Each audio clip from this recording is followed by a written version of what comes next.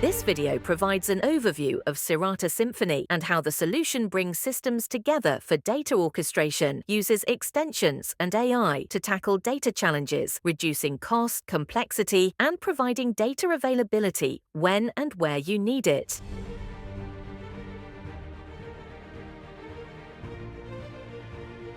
Hi, this is Paul Scott Murphy, Chief Technology Officer at Cirata, here to show you some demonstrations of Cirata Symphony, our data orchestration platform. So Symphony is a data orchestration platform, but what does that mean? Data orchestration is really about simplifying otherwise complex data architectures through interoperability.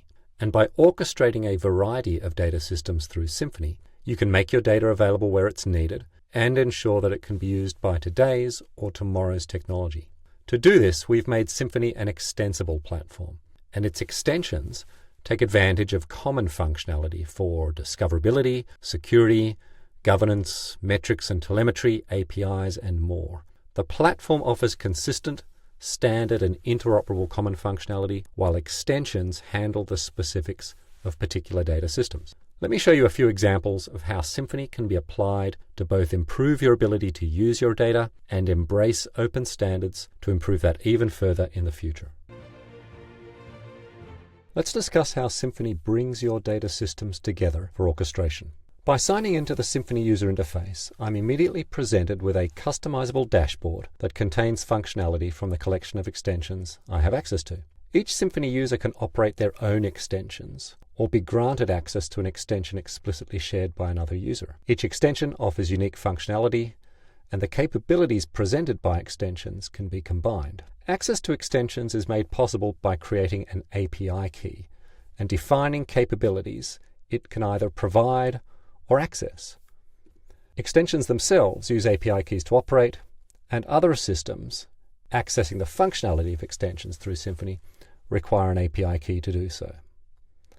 Extensions expose their capabilities through Symphony, including as user interfaces in the Symphony UI, as APIs accessible from a Symphony instance, or from the tools that Symphony offers to simplify command line interaction or to use Symphony and your extensions in your own systems.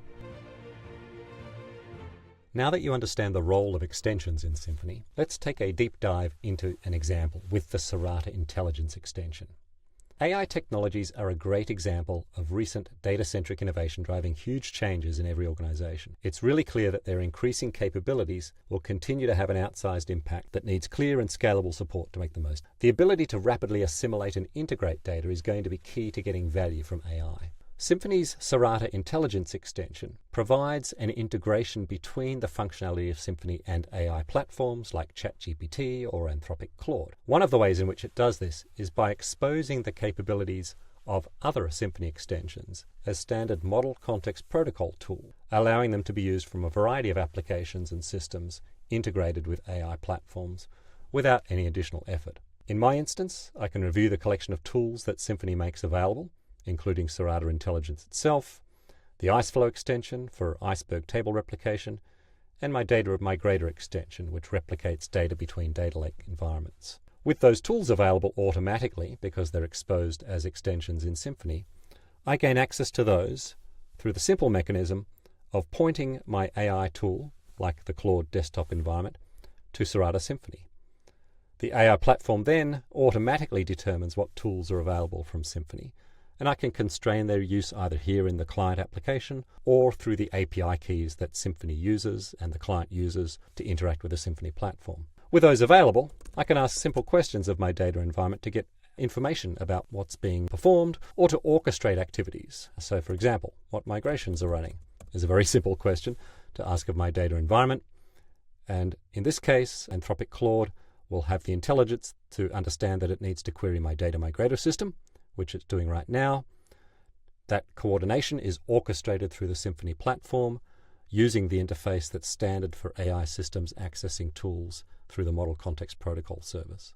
And in this case, we can see the result has been passed through, and my language model is summarizing that information for me in a potentially useful way. All of those types of interactions can be accommodated through any AI language platform that understands how to use Model Context Protocol tool.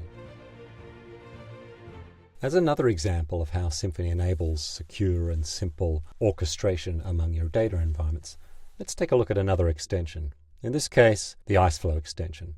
IceFlow is an extension that's capable of replicating and monitoring activities among Apache Iceberg catalogs, including data assets held in tables and the operations being performed against them. It exposes a variety of services and uses some internal state for its own operation.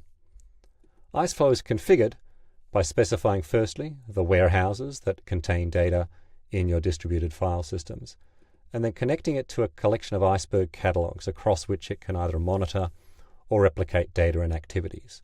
In my case, I've got 4 catalogs defined.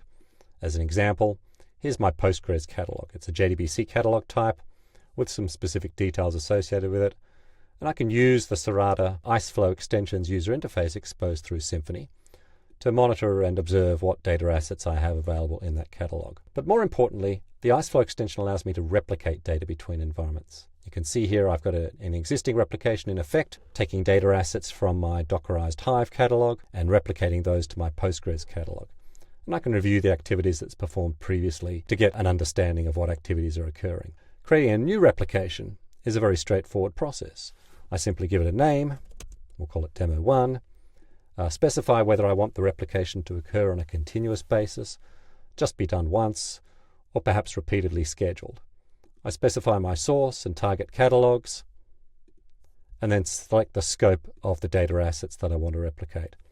Clicking Create will initiate that replication for me, resulting in exactly the same outcomes you saw from monitoring the previous one.